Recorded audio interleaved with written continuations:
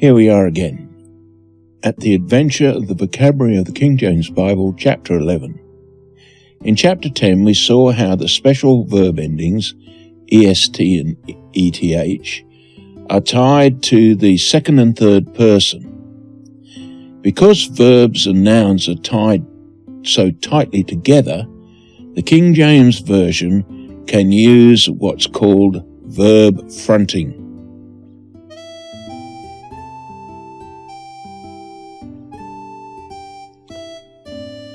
Verb fronting.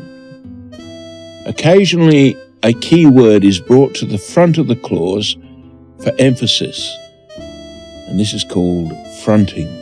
The KJV's grammar allows the frequent use of fronting for emphasis, where modern Bibles cannot approach this powerful style, because KJV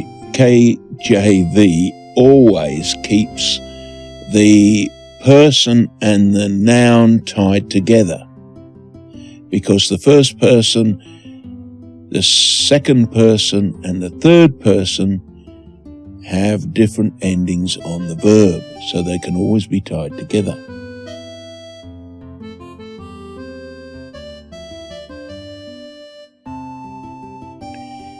Here's a few examples. Now, in this example, also notice the question mark. It's not followed by a capital letter. We looked at this earlier in looking at the start of punctuation in the King James Bible. This particular verse is taken from 2 Samuel chapter 10, verse 3.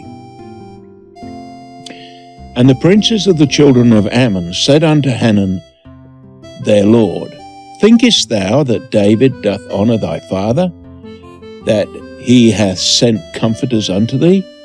Hath not David rather sent his servant unto thee to search the city, and to spy it out, and to overthrow it?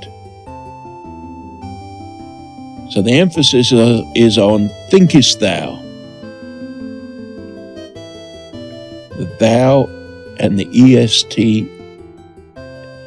ending to the verb think, tie them together so we can put the verb in front of this pronoun. Thinkest thou. It brings emphasis. It brings attention.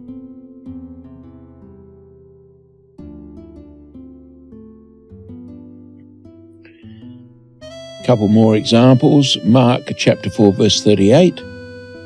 And when he was in the hinder part of the ship, asleep on a pillow, and they wake him, and say unto him, Master, carest thou not that we perish? Carest thou? And in Luke chapter 22 verse 48, once again, because the verb and the person, in this case the pronoun, are tied together, we can put the verb in front of the pronoun. But Jesus said unto him, Judas, betrayest thou the Son of Man with a kiss? So in these sentences, the actual verb is brought to the front to emphasize it.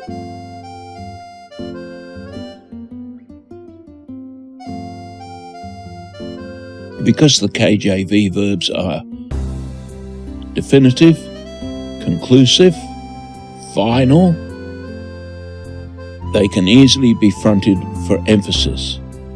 Contemporary readings, however, appear dull and impotent, reading something like this. Do you think that David, or Master, don't you care that, or Judas, will you betray the Son of Man with a kiss? When you front the verb, tying it to its person, it adds emphasis. You can follow this through in your workbooks.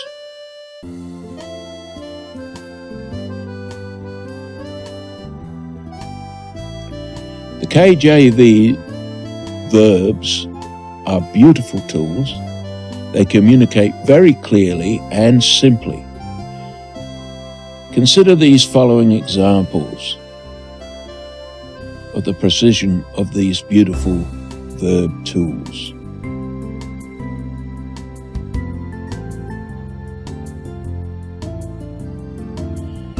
Let's look at the difference between betray and bewray. Don't confuse or intermingle betray with bewray, because they don't mean the same thing. Modern versions, of course, replace bewray with betray, but they don't actually mean the same thing.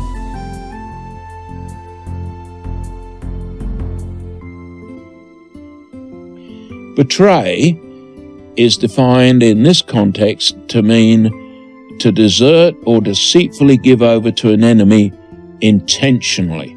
So in Luke 22 verse 48, we read, "But Jesus said unto him, Judas, betrayest thou the Son of Man with a kiss?" Betray. Jesus knew that Judas intentionally was going to betray him with full intention.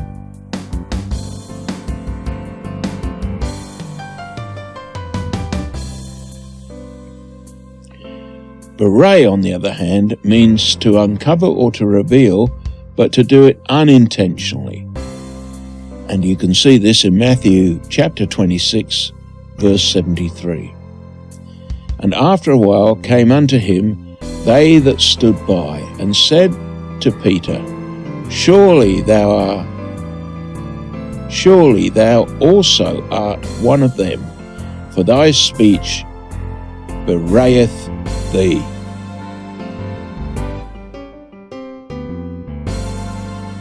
Modern versions are quite incorrect by replacing bewray with betray, because they're not the same, because betray is intentional and bewray is unintentional. Peter was trying to hide. He was trying to not reveal that he's with Jesus, but unintentionally to him, his speech bewrayed him, and they cottoned on. They realized that he was one of the followers of Jesus.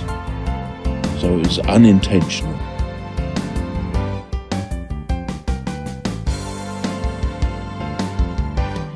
Coming back to helping verbs and auxiliary verbs.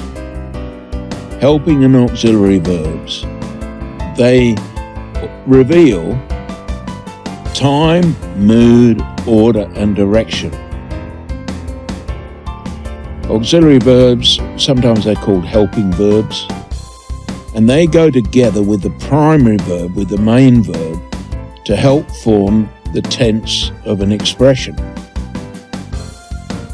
The time, the mood, the order, the direction. They do not convey the main meaning, but rather help form the sentence structure, and so they're called helping verbs.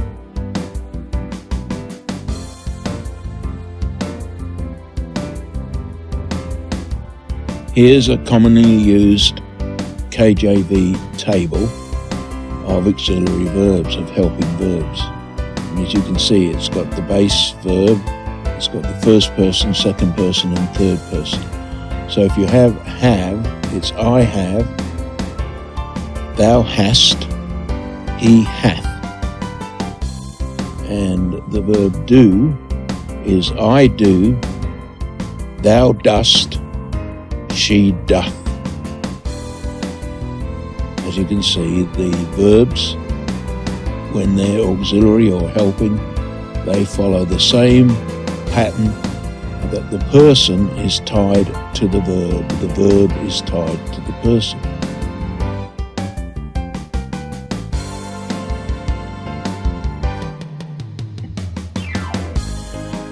Let's look at the verb have. When used with the second person, it receives the est ending. So the helping verb, havest, is then contracted to form hast. The same verb in the third person receives an eth to it, to tie it to the third person, to form haveth, and this is contracted to hath. Now, it's futile to search for these distinctions in new Bibles or even in most dictionaries because, well, they've simply been washed away.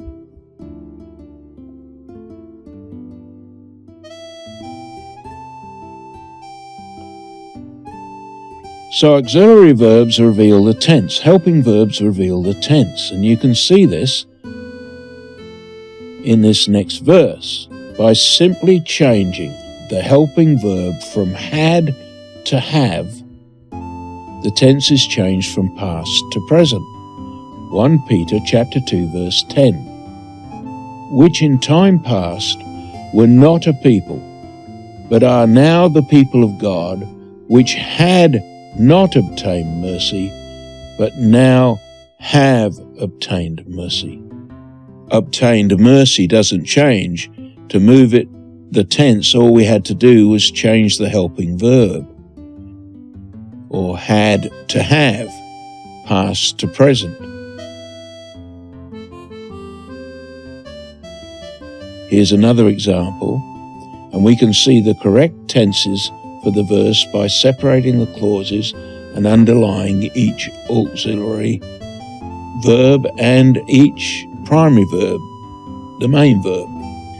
The verse is Romans chapter 11 verse 19. Thou wilt say then, the branches were broken off, that I might be grafted in.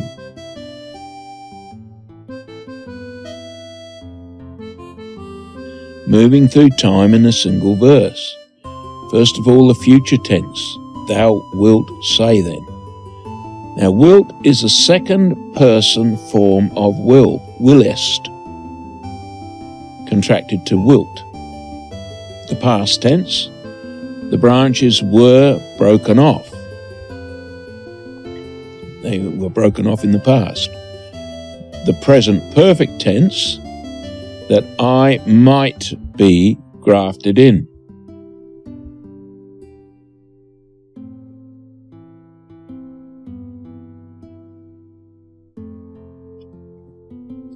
You can see the transition through time. With the help of wilt, wert, and might be, the transition from future, past, and present. So if we didn't have those differences, you wouldn't get the idea of future, past, and present. Without helping verbs, the verbs don't really tell you the time.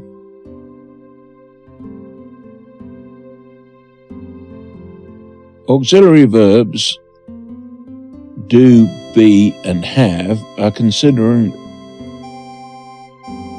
main verbs and auxiliary verbs because they can be used as the primary verb, full verbs, or they can stand on their own as a verb.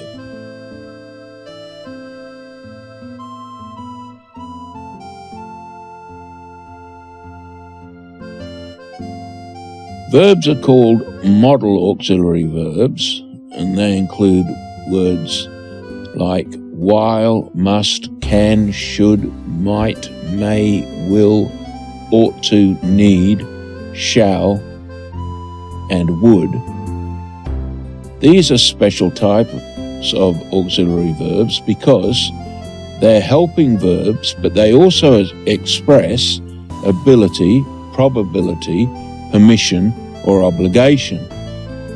So the might of Romans 11:19 that we've just read is a modal auxiliary verb. The possibility of being grafted in now exists. Because might be, in other words, it's possible, the possibility of it.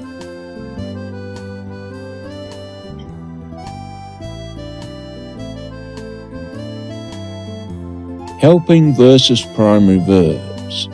The KJV is occasionally criticized for being archaic, due in part to its use of these verb endings that tie to the person, the ETH and the EST endings. Before we go for the easiest and easier to read so-called modern readings and versions, we should closely examine the clarity provided by early modern English. For example, in this next passage, which is Psalm chapter 1, notice the verbs doth and doeth. They both come from the verb do.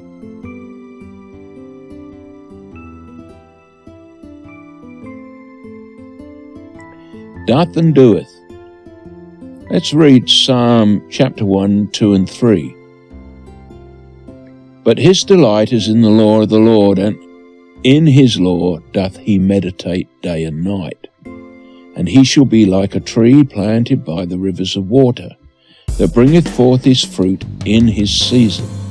His leaf also shall not wither, and whatsoever he doeth shall prosper.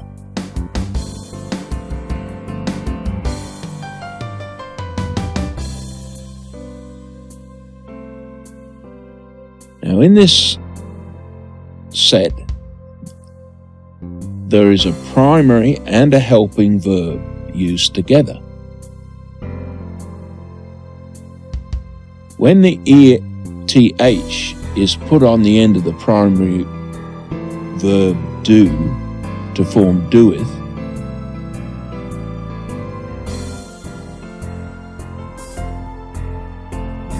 and it's the primary verb,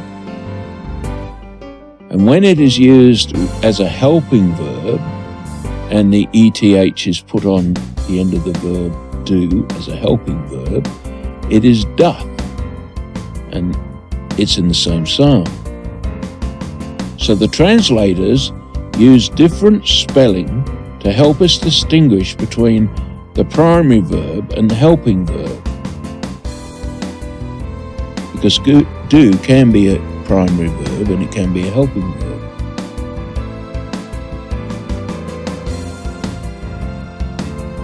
And in both of these, the word do is tied to the second person, but one of them is primary and one of them is helping.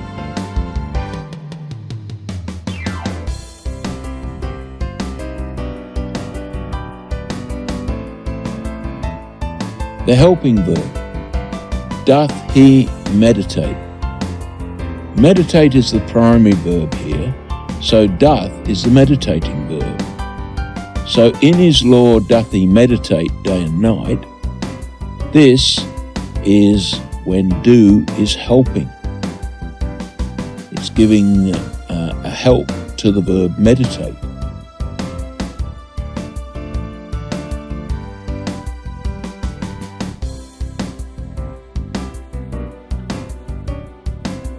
When the do is a primary verb, whatsoever he doeth, doeth is the primary verb. We've got the ETH ending is there to tie do to the third person. So whatsoever he doeth shall prosper, in verse 3. To make sure you're clear about this, you can do the exercises in the workbook.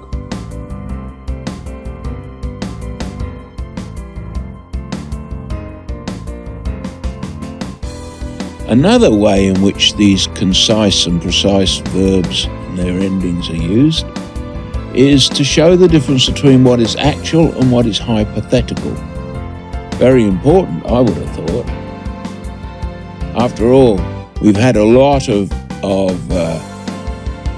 so-called knowledgeable writers from Augustine onwards suggest that Genesis, for instance, is mainly hypothetical. It isn't actually actual. Now here is an example of two words that you find in the King James Bible: WAST and WERT. Now, was and were are commonly used throughout the Bible. The question is why?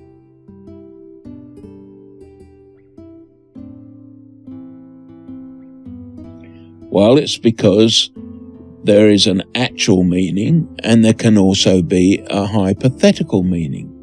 Now, the actual meaning, let's look at Genesis 3:19, and you'll find that WAST is always a literal, actual meaning.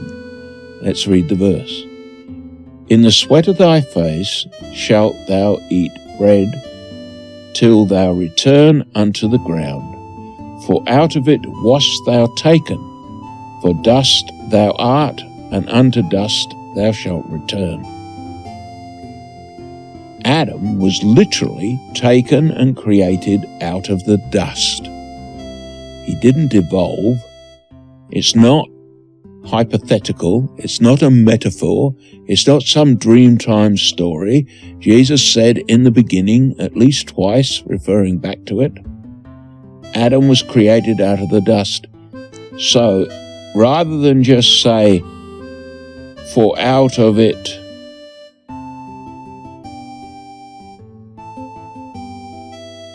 were you taken, it's wast you taken. It's precise, full on, literal meaning.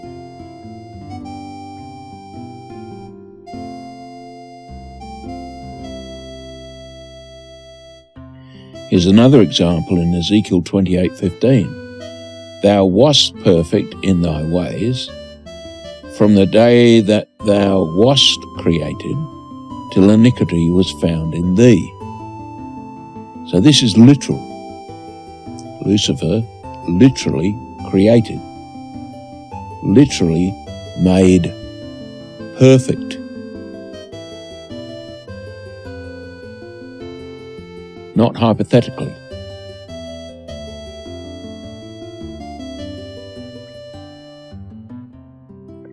For a hypothetical meaning, the word is changed to WERT.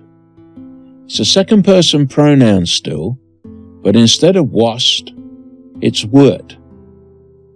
For if thou wert, now we're looking at Romans chapter 11 verse 14. For if thou wert cut out of the olive tree, which is wild by nature, and wert grafted contrary to nature into the good olive tree, how much more shall these, which be the natural branches, be grafted into their own olive tree?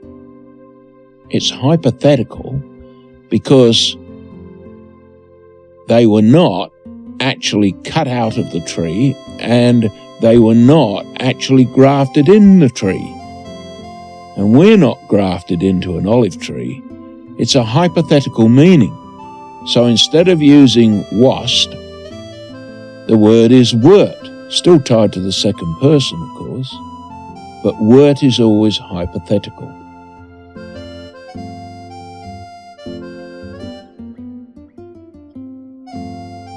Wast and wert. So both wast and wert are second person, singular, past tense of the verb be. But wert is used hypothetically only, and wast is used literally.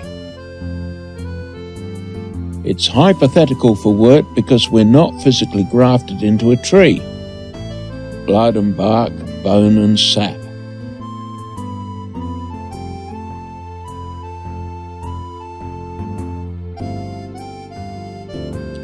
It's a metaphor. It's hypothetical. But this is not so with the creation of Adam in Genesis, is it? Or Lucifer in Ezekiel. Neither are hypothetical. Both are actual creations, therefore wast is used. Although you won't see wast and wert used in today's everyday English, these grammatical gems illuminate fundamental doctrinal positions.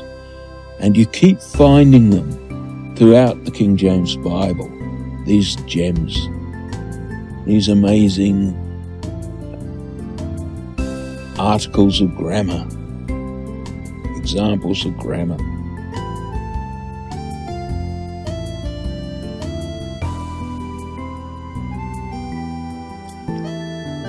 We're looking at verbs, and here we are looking at the past tense. So, types of the past tense. Remember, the verb tenses have simple, continuous, and perfect.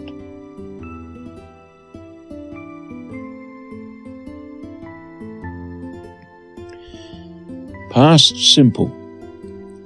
There are three types of past simple verbs, really. Type 1 to describe a completed or past action.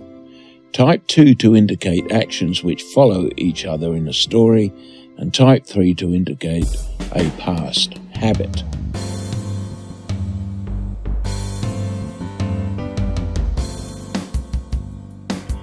A simple past, began and finished in the past.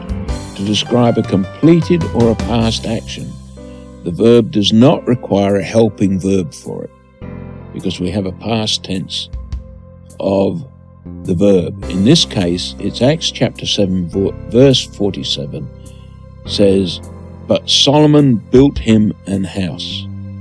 Built is the past simple form of the verb to build. So the author is describing an action that began in the past and was finished in the past. It's simple past. It's something that is done and finished. Built is the past tense of the verb build.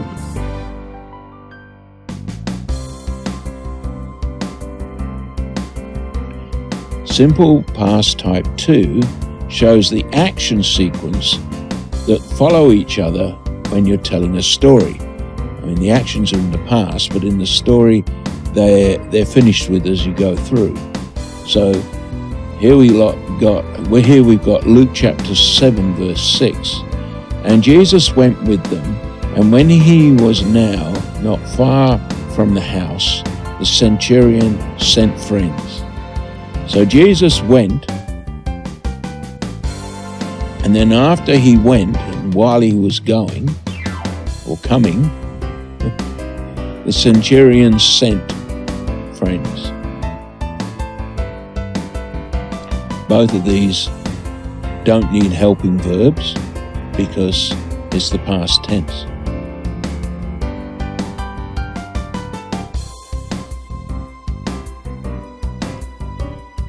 And the third type indicates a past habit. So it's something that was done, but was done often or was habitually done, frequently done. And it's typically set up by verbs like used to or want to. And that's spelt W-O-N-T, not W-A-N-T. Neither W-O-N''T. Want to. Exodus 21, verse 29.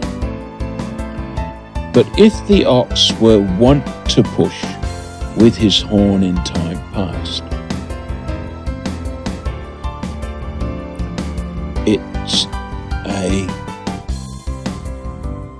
habit, a past habit.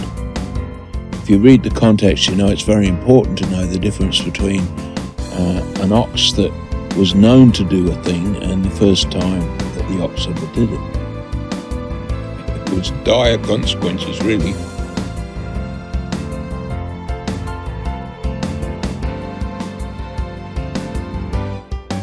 Want is used in Exodus 21:29. It's a special verb that means accustomed to, known to, or used to. Now this is not related to won't, W-O-N''T, which is a shortened form of will not. It has nothing to do with will not,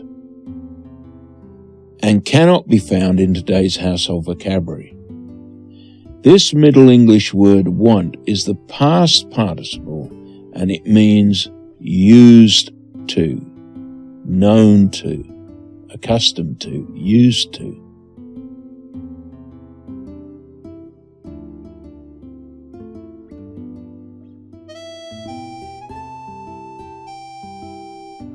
It indicates a past habit. Now this is a good point to look at because you may not be familiar with the verb want, W-O-N-T. So you can find the meaning of this by looking at and comparing scriptures. If we look at Exodus 21 verse 36, we find almost the same thought expressed in a very similar verse, and it says, "Or if it be known that the ox hath used to push in times past." So by comparing Scripture with Scripture, this is the preferred method of defining biblical words. And when you compare these two verses, you'll see a typical example of how the Bible defines itself and its word meanings. Want is used too. In your workbooks, you'll see this set out, these two verses placed side by side. And if you mark the ox and to push in both verses, you'll see that these phrases relate to were wont and hath used. So you can see that want to and used to, well, they are similar. They mean the same because the Word of God has defined itself. It's got nothing to do with will not. It's got to do with a past habit, something that has been done in the past, habitually, known to. Made a big difference to the owner of the oxen, I can tell you.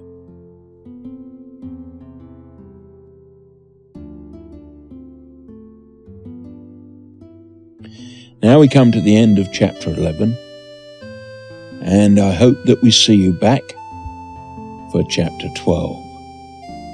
If you need to do revision of this chapter, do it now with your workbook to get a handle on some of these wonderful scriptural Bible, King James Version verbs.